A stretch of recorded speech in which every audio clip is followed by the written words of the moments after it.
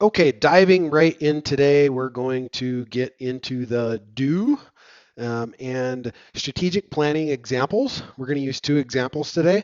One will be PayPal, and the other one will be Apple. So, what we're discussing here is best business strategies. Okay, there are certain industries that you just don't mess with. Industries like aerospace, big supermarkets, semiconductors, and banking. Actually, banking is probably the hardest industry of all to try to disrupt because the barriers to entry are huge. You need mountains of capital, a ton of regulation approval, and years of building trust with your customers around their most important asset, and that's their cash. Banks are old. Their business models are largely unchanged in hundreds of years, and they make huge amounts of profits without actually making a single thing.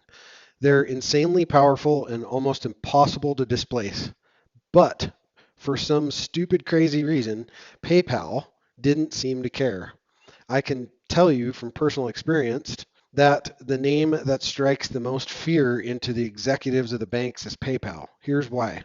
PayPal spends less money on technology than even a medium sized bank does, yet its technology platform is far superior. Consumers trust PayPal as much, if not more, than they trust their bank, even though PayPal has been around for a fraction of the time. When a customer buys with their PayPal account, the bank has no clue what the customer actually bought.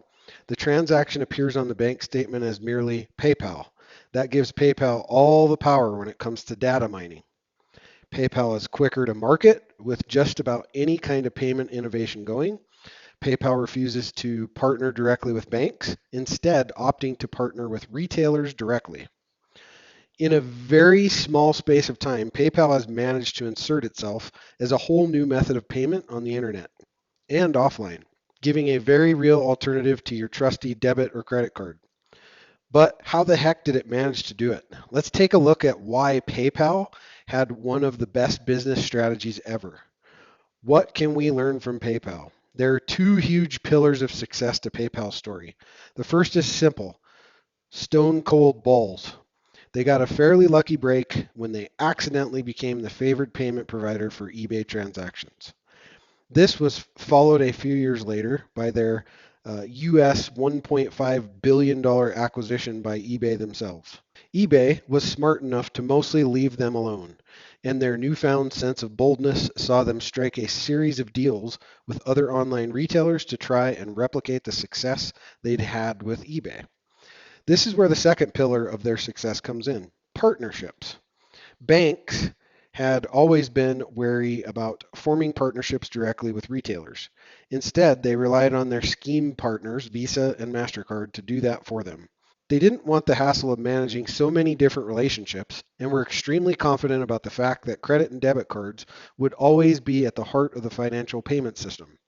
But the problem was MasterCard themselves were already working on a partnership with PayPal, leaving the banks out in the cold. Today, PayPal commands an amazing 20% market share of online payments in the US and 62.7% of the e-wallet space.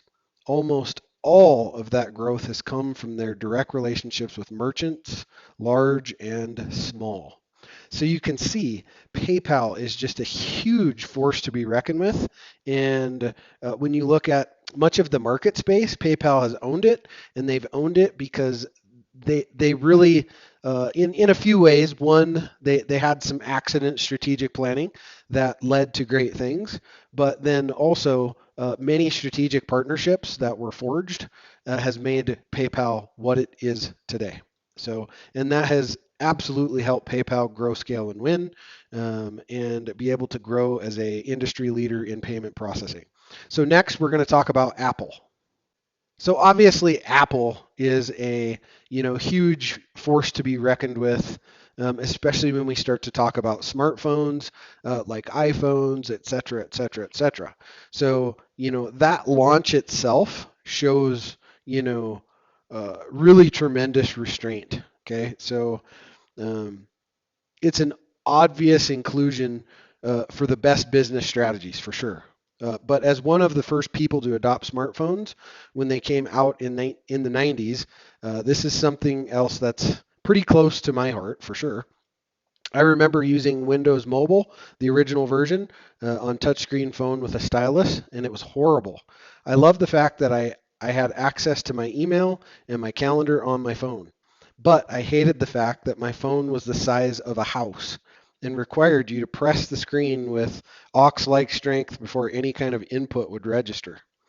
Thankfully, a few years later, BlackBerry came along and started to release phones that were not only smart, but much more usable. Sony Ericsson, Nokia, HTC, and a whole host of other manufacturers all came out with reasonably solid smartphones, all well before 2007 when Apple finally released the iPhone. I remember arriving at the office one day, and one of my coworkers had somehow got his hands on the first iPhone to be sold. I was shocked. Normally, I was the early adopter. I was the one showing people what the future looked like. And yet, here was this guy in his mid 50s with his thick glasses showing off a bit of technology that I'd never even seen before. And that is the masterstroke that is the iPhone. The reason why every single smartphone I've ever owned had sucked in comparison to the iPhone is because there's no real market in selling to folks like me. We're too far and few in between. I'm an ancient dinosaur when it comes to technology. Apple could easily have created a phone much earlier than it did and sold it to me, but it didn't. Instead, it waited until the technology was mature enough to be able to sell to everybody, someone who is far less tech savvy than me, also far more equipped to need an actual platform like an iPhone. What can we learn from Apple? The big learning here is that first mover advantage is often not an advantage. A well executed follower strategy will outperform a less well executed first mover strategy every single time. One of the most common misconceptions in the startup world is the concept that it's the idea that matters the most. The truth is, the world's most successful companies were rarely the first ones to innovate. I'm looking at you, Nokia, at you, Kodak, and at you too, Yahoo. In fact, being first is probably a disadvantage more often than it's an advantage. Why? Your market isn't well defined and doesn't even know your product type exists. If you have a market, it's probably the early adopters. By definition, that's a niche market. The technology will hold you back rather than power you to success. Every single person that comes after you will have the advantage of learning from your mistakes. People and especially tech companies get carried away with being first, but you need to think very seriously about whether first mover or smart follower are the best business strategies for you. Hey, I hope these two examples were great examples for you to implement into some of your ideation for your company and help you grow, scale, and win. See you on the next video.